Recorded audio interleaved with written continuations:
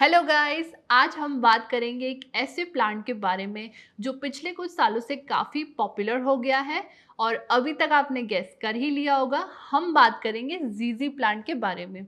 इसे हम ज़ेमियोकल्का ज़ेमिफोलिया भी बोलते हैं।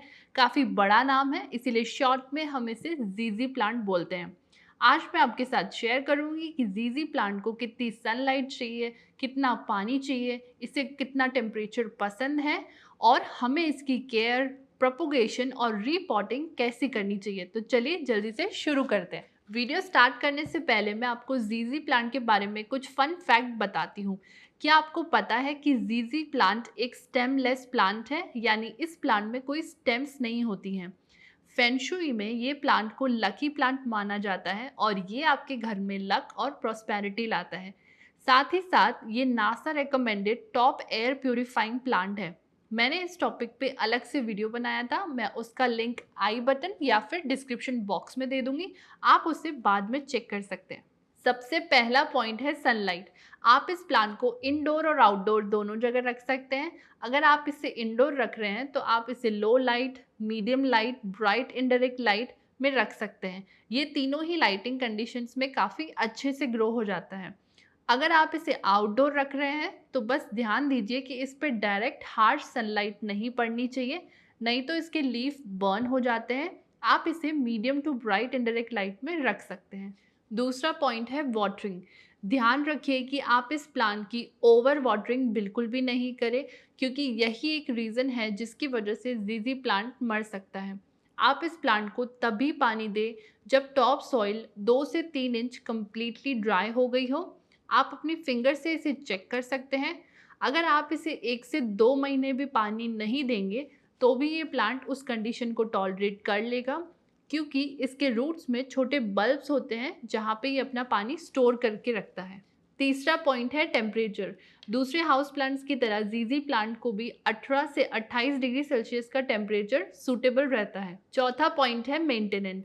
जीजी प्लांट उन प्लांट्स में से है जिन्हें सबसे कम मेंटेनेंस की ज़रूरत है।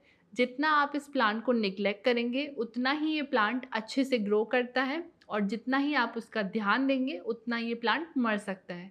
बस आपको एक चीज़ का ध्यान रखना है कि जब भी इसके लीव्स डस्टी हो जाए या उनमें वाइट स्पॉट्स हो जाए पानी के सॉल्ट डिपॉजिट्स की वजह से, तो आप इन्हें डैम्प क्लॉथ से साफ़ कर सकते हैं। आप उस डैम्प क्लॉथ को लेमन जूस या फिर विनेगर में डिप करके भी क्लीन कर सकते हैं। इससे लीव्स और अच्छे से क्लीन हो जाएंगे और शाइनी भी हो जाएंगे। पांचवा पॉइंट है प्रोपोगेशन। आप जीजी प्लांट को एक सिंगल लीफ से प्रोपोगेट कर सकते हैं, उसकी ये ब्रांच कट करके प्रोपोगेट कर सकते हैं और रूट्स डिवाइड करके भी प्रोपोगेट कर सकते हैं। आप ये तीनों ही मेथड्स सॉइल या फिर वाटर दोनों में ट्राई कर सकते हैं। छठा पॉइंट है रीपॉटिंग। जीजी प्लांट काफ़ी स्लो ग्रोइंग प्लांट है, इसीलिए इसे फ्रीक्वेंटली रीपॉटिंग की ज़रूरत नहीं पड़ती है। आप अपने प्लांट को तभी रीपॉट करें जब ये रूट बाउंड हो गया हो या फिर इसकी रूट्स ड्रेनेज होल से बाहर निकल रही हो। पॉटिंग मिक्स के लिए आप कोई भी वेल ड्रेनिंग सॉइल यूज़ कर सकते हैं। उसमें आप सैंड और पर्लराइट ज़्यादा यूज़ करें, और मैं सजेस्ट करूँगी कि कोकोपीट आप अवॉइड करें, क्योंकि वो मॉइस्चर रिटेन करता है और उससे रूट रॉट भी हो सकता है। जीजी प्लांट में दो प्रॉब्लम आ सकती हैं। पहली, अगर इस प्लांट की लीव्स येलो हैं या फिर इसकी ब्रांचेस, जिसे हम पीटियोल्स बोलते हैं, उसमें आपको ब्लैक स्पॉट्स दिख रहे हैं, या अगर सॉइल बिल्कुल वेट है, गीली है, तो ये डेफिनेटली एक ओवर वाटरिंग की प्रॉब्लम है। आप अपनी वाटरिंग साइकिल को रिड्यूस करें।